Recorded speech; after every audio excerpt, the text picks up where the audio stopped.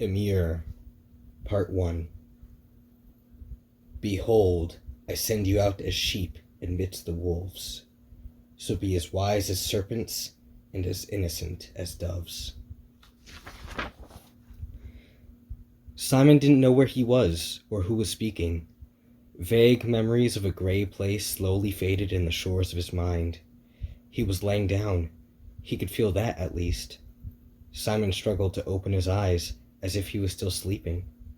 Simon's hand slid over to something metal, perhaps part of a bed frame, just to hang on to something real. But beware of men, for they will hand you over to their councils and flog you in their synagogues. Blue eyes opened for what felt like the first time. Built-up crust made Simon's eyelids unpleasantly sticky. He wanted to wipe them, but were those straps? His wrists were bound down to the bed frame, which was in fact metal, with ratchet straps. Simon groaned, not being able to find words for the situation. Blurry eyes made him confused. "Good morning," another voice in the room stated. What? Where am I?" Simon whispered, his voice weak. My glasses. Where are my glasses?" It took a second for Simon to realize that the room wasn't just strangely blurry. His glasses weren't on his face. He couldn't see a damn thing in this new room, only adding to his fear. The man who was sitting next to him gently closed the book in his hands and picked up Simon's small, round glasses from the nightstand. He placed them on Simon's face, wordlessly.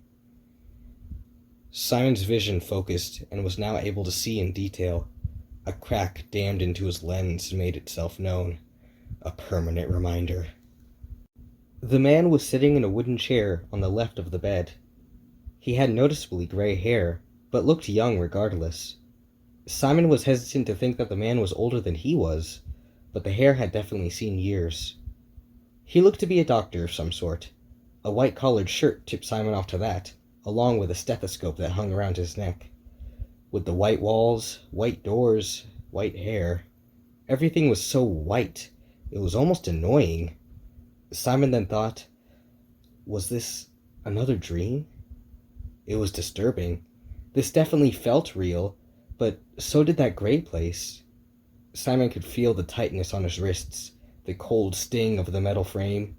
Could he feel all that in his head? He wasn't sure. And then again, there was a person sitting right in front of him. His head couldn't make up whole people, could it? No, of course not. Simon looked up to see the doctor reading off a clipboard. He was reading along the lines, his pencil tracing along his gaze. "What are you reading?" was the only question that Simon could think of to say. The doctor made eye contact, showing his chocolate-brown eyes behind rectangular frames. "Oh, don't you worry," he spoke clearly. "This is just your chart." "My chart?" Simon replied. "Yes, it tells me your name and your ailments." Simon tried to sit himself up, only to be stopped by the ratchet straps intentionally secured to the frame. What is this?" The doctor frowned slightly before answering. "Just the rules, Mr. Miner." Simon's entire body shook with that phrase. He hated it. Simon tugged his arms against the binds, the panic of unfamiliarity setting in. "Where am I? What is this? Let me off this damn bed. Je veux aller à la maison." The doctor looked mildly surprised, but tried to diffuse. He gently shushed Simon. "I'll answer your questions, but you have to calm down, okay?" Simon nodded with furrowed brows. The doctor started. "My name is Dr. Feldman. I am your personally assigned caretaker. This place is called Kaneohe Territorial Hospital, which you came to almost 3 days ago." "3 days ago?" Simon questioned. "I don't remember that." "You weren't exactly..." Dr. Feldman struggled with his words. "It was like you were sleepwalking. non-responsive, but able to eat and drink. This is the first time you've been conscious since arriving." Simon looked down in his chest, trying to process what he was hearing. "White shirt," he muttered out loud. "Hmm?" Simon twisted his wrists around in the leather-bound straps clinging to the bed frame. He involuntarily let a whine escape from his throat. The last time he was immured in such a way was when he was a teenager, but he didn't like to think about that. "Can I have some breakfast?" He finally spoke a coherent sentence. "Yes, of course."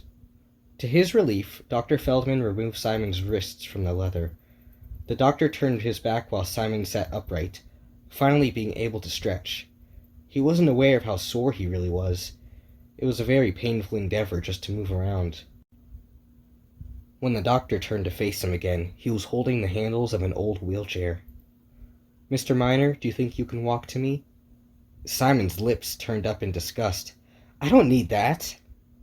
"Trust me, you do."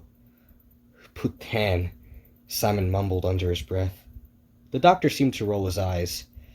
"If you don't want to use the wheelchair, your cane is on your right." Simon looked, and the doctor was correct. He snatched up the cane and tried to lift his body off the bed. Tried. Simon struggled to hold his body weight upright. He was so cocksure that he didn't need a wheelchair that he was only hurting himself further. Simon stumbled over his still mangled leg, almost falling pathetically on the floor. He scoffed at himself, and begrudgingly accepted the doctor's help into the wheelchair. "Now then," Dr. Feldman said. "Breakfast?" Simon didn't respond. He hated admitting it, but needing help damaged his ego a little bit. He felt so weak, so old. But at least the ride wouldn't put any strain on his already sore muscles, although Simon thought that the lack of movement probably caused the pain in the first place. Simon sighed at himself. As the wheelchair was rolling past, he glanced at all the different places. It looked like there was a nurse's office, staff area, and more unique places like a sewing room full of women. It was hard to see through the windows given Simon's current position, but he tried nonetheless. He peeked over and saw a room full of bathtubs, and he cringed slightly as he realized that would probably be the only way to clean himself. There also seemed to be a communal bathroom, with no stall doors. Simon immediately got it through his mind that he wouldn't like this new home of his. Dr. Feldman continued to wheel Simon down the hall. Eventually they stopped, after making some turns, to a set of double doors. Dr. Feldman walked ahead and pushed them open before wheeling Simon in. In front of him was a big room full of people in pure white clothing, the same as his.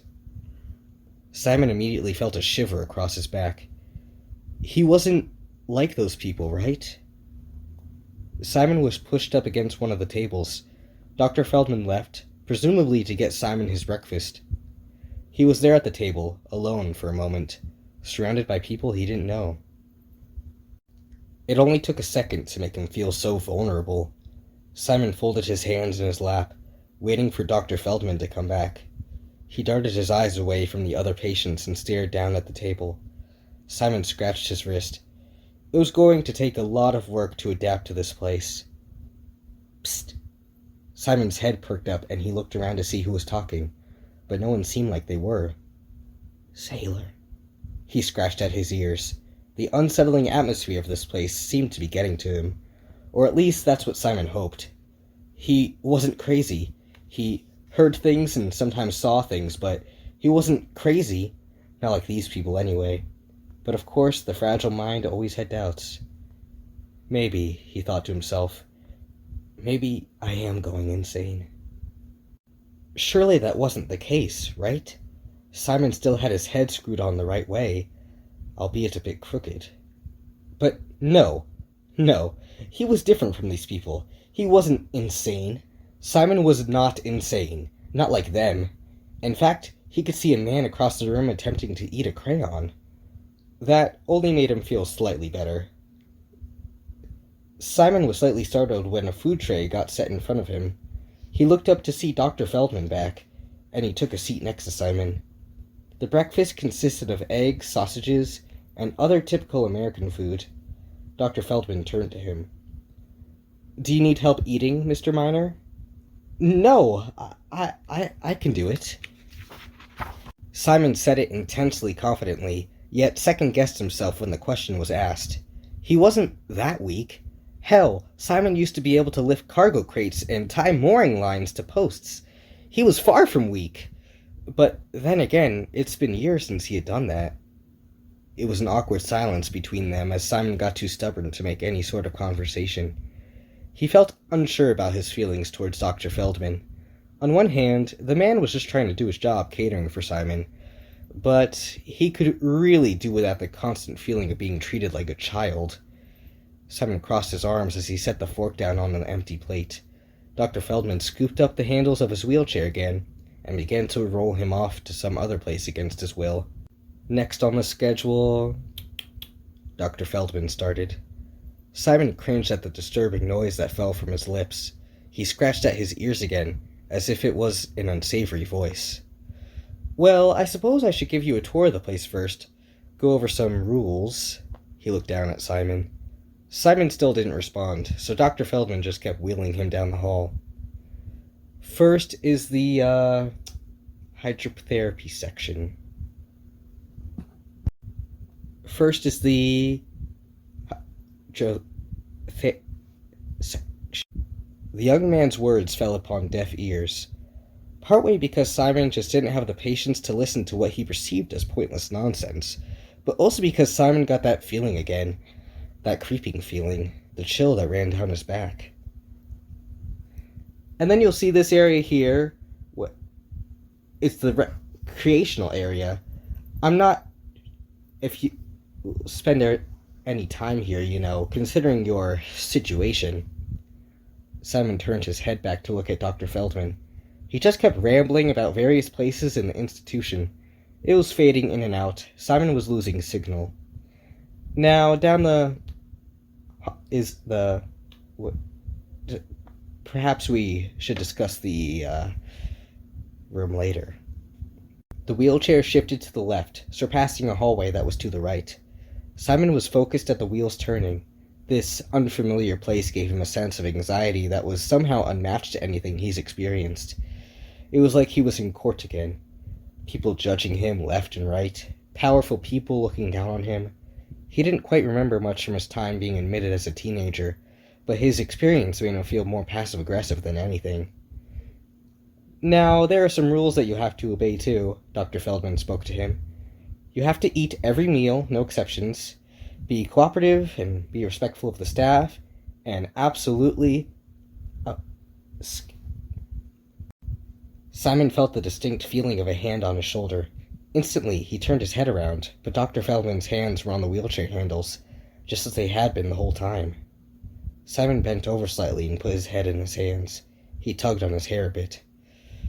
What's wrong with me? I'm going insane here. I just need to go home. I need to see her, but I know that'll never happen. Simon's eyes began to feel heavy and glossy, welling up with the distinct feeling of tears. No, I can't cry. Not here. Simon looked down to the floor that was quickly sliding past under his wheels. His arms fell limp at his sides. All right, Mr. Miner, I'm dropping you off here. I'll be back in about an hour. Simon was pushed into a room full of patients. He slid into a tight space between two people, and Dr. Feldman let go of his handles, leaving Simon alone in the room. He was a bit startled by the suddenness of the action, just leaving him alone like that.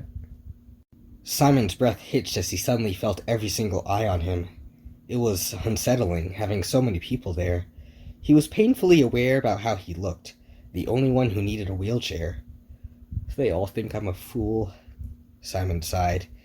He could tell he looked ridiculous. He just knew it, despite the fact he actually hadn't seen himself in a while. Was that a good thing or a bad thing? He didn't know anymore. Mirrors were always strange to him, anyway. A strange other world perfectly reflected behind the glass. Forever divided, forever untouched. It always creeped him out, to an extent, to see himself in a mirror, to see himself as the perfect combination of his parents. He could definitely see his dad's face in his own. The nose, the head shape, but it was always different in relation to his mother. He didn't look anything like her. Aside from the hair, he supposed, but it wasn't nearly as curly. It was strange to see her just in photographs. The only still breathing flesh that remained of his mother was Simon, but he didn't look like her. What was he supposed to be doing here anyway? Simon shook his head, trying to put his train of thought back on track. He looked down at the table in front of him to see that they were flowers and a bundle of twine. "Do you need help making your lei, Mr. Miner?" He let out a small gasp as he turned around, seeing that there was a woman there. She was wearing a name tag, so she must have been a staff member. Simon was shocked at how he could miss an entire person in the room. "I'm fine, I think," he replied. The woman nodded her head and left to go help someone else. But Simon was not fine. Furthest from it, actually. Aside from the obvious, he fumbled with the materials in a desperate attempt to make something remotely similar to the other patient's creations. His hands were starting to feel shaky, fiddling with that damn thing. Everyone else's leis looked nice and neat, aside from a few scraggly-looking ones. But Simon's wasn't even close to remotely resembling what it was supposed to be. He threw the materials down in disgust, fed up and tired. "Mr. Miner, are you—" Simon waved his hand away in dismissal of the lady before covering his face. Today was just so overwhelming. He wanted to scream, but that may just disprove the point he was trying to desperately cling on to. The woman then stepped back from him a bit, thinking. She scanned the area for a moment before stepping out of the room for a few brief seconds. Simon stared at the doorway, then to the rest of the space. He noted that it was probably bad practice to leave a room full of patients alone with no supervision. Mental patients, nonetheless. The woman did come back, though, this time with Dr. Feldman. "Mr. Miner, I've discussed the rules very thoroughly," he talked down to him. Simon scowled. The doctor sighed. "If you refuse to be civil, we'll have to begin your hydrotherapy session." My what?" Before Simon could continue, his wheelchair handles were jerked away from the table. He was pushed outside the room, down the hall again. Simon huffed. He was extremely annoyed. He was admittedly curious about whatever hydrotherapy was. He was wheeled back into the hall he had originally come from. Simon rolled his head over to the side to try to see what the room was. Oh, it was a bathtub. I suppose that is what's meant by hydrotherapy. Simon shifted uncomfortably as he got pushed into the area. Dr. Feldman rolled him right against the side of one of the tubs. As he went to fetch a couple towels, Simon looked down at himself. Useless goddamn legs, he thought. If only I could just walk out of here. That would make things simple. He contemplated taking the wheels himself and rolling out of the room, but Dr. Feldman came back by his side. Wordlessly, Dr. Feldman leaned down and began to tug at Simon's shirt. "Hey! No!" he spat out. The doctor gave him an odd look. "I need to strip your clothes off to perform hydrotherapy." "No," Simon replied sternly. Dr. Feldman squeezed the bridge of his nose and sighed in a weird twist of annoyance that made Simon's heart jump. Now it was Dr. Feldman's turn to mysteriously leave the room. Simon really did consider wheeling himself out of there, but Dr. Feldman quickly came back with 2 other men. Simon drew in a sharp breath as they approached him. They didn't say a word. Either man grabbed Simon's arm and hoisted him up as Dr. Feldman stood back and watched. Every "no" and "stop" was muffled by their dutiful actions. They didn't care how Simon felt. They were doing their job. Simon's shirt got torn off, trousers ripped away. The cold air stung his exposed skin like dry ice. They didn't care how much he tried to desperately struggle. Simon was new. He had to learn the rules after all, right? He was lifted into the tub and immediately hot water blasted next to his ear. "Oh, I almost forgot." Dr. Feldman reached up toward Simon's face and snatched his glasses off his nose. Great. Now he couldn't see, too.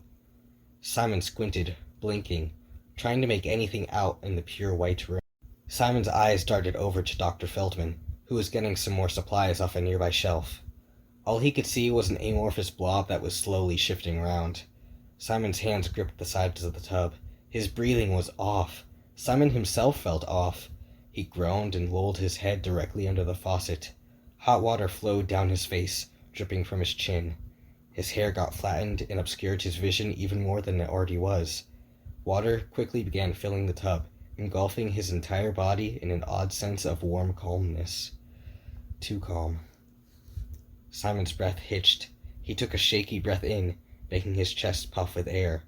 The water continued to fall, caressing down the sides of his head and over his ears. It made a weird sound like that. It was almost as if he held a conch shell up to his ear, listening to the song of the sea echoing through. Somehow, the sound of the rushing water turned into a song, a voice. He thought it sounded comforting in a way that brought him back to someplace. Somewhere? Or was it someone? Simon altered his body slightly, suddenly very uncomfortable, more uncomfortable than it was before. "All right, stay still. I'm going to..." Simon shook his head profusely. He didn't hear it. He didn't want to hear it. He didn't want to know what was about to be done to him. He tried to scuttle back against one side of the tub, as far away as he could from the doctor. Dr. Feldman's lips downturned into a frown. For a moment, they looked at each other. "Hold him down." He snapped his fingers at the other two men. They grabbed Simon again. No, get away from me!" But they didn't listen. "Éloigne-toi de moi, putain!" He yelled and he snarled and he growled and hissed, but they didn't listen. Simon whined as he squeezed his eyes shut, feeling hands all over his body. He took another breath in, shaking. All of his senses got blocked out, only leaving his shaking breath. He could hear it, as constant as a heartbeat. So loud, so there. He couldn't get rid of it. It felt like hours he was just sitting there, focusing on his breath. He couldn't see or hear or feel anything else. Everything else was just gone. The silent blackness was overwhelming. Simon could feel that he was laying on a bed again, but it was different from the one that he originally found himself lying in. It was small. Simon himself felt small as well. He opened his eyes, but something told him that he wasn't seeing the present reality anymore. Things seemed to shift in and out of focus. Unimportant details like the pattern on the sheets or paintings on the wall were left out. Was this a dream? Pensez-vous qu'il est conscient? Non, certainement pas. Extremely muffled voices were trying to piece themselves back together. Simon didn't recognize who they were supposed to be. "Docteur, êtes-vous prêt à commencer les procédures?" There was a noticeable pause. "Procédure." Simon let out a scream as he felt pain surging through his young body. His head shook and rattled against the backboard of the wooden bed frame. His muscles seized and contracted in a horrible way. He held his eyes shut in fear. Until he woke up in the original asylum room. He gasped out loud to himself as he sprang up. His hands reached for his chest, feeling that there was fresh fabric laying on his body.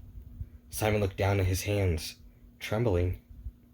He stammered some unintelligible words as he tried to wrap his head around what just happened. Simon's hands then rapidly switched to grasping at his dry, curly hair. He curved his body inward, sputtering out the only bit of air he was able to hold on to. A single high-pitched whimper writhed its way out of his mouth before he burst into sobs. Simon tugged on to that hair so hard, ripping out a couple pieces. He slowly rocked himself back and forth, trying to get a hold of himself. Eventually he sniffled, lifting his head up. He did have his glasses back, however, but he still couldn't see in the darkness of the night. A small strip of moonlight shined through the bars on his window, just bright enough for Simon to make out what was directly in front of him. His skin looked blue under that light, almost as if he was dead. That is what he was, wasn't it? A corpse, dead weight, weak and frail as opposed to his former self. Simon hated the fact that he was forced to cloister himself in such a manner. But then again, what would he do if he was free? He would surely have to hire a live-in nanny on account that he could barely even move from room to room anymore. With what money, he didn't know. Simon rubbed the tears from his eyes. He turned his head around to look behind him. There was a flat pillow on the edge of the bed, clearly old and worn. He gently picked it up, fluffing it slightly. Simon held it in his arms, staring at it. The seconds of silence were deafening as he thought to himself. He held the pillow close to his chest, sighing. He stared off at the wall, slightly tilting his head down to press his lips on the top of the pillow. Simon then lay down, holding it still in his arms. His head was in an awkward position, now with no support, but he didn't care. Simon glanced down at it again, drawing in a breath. Stella.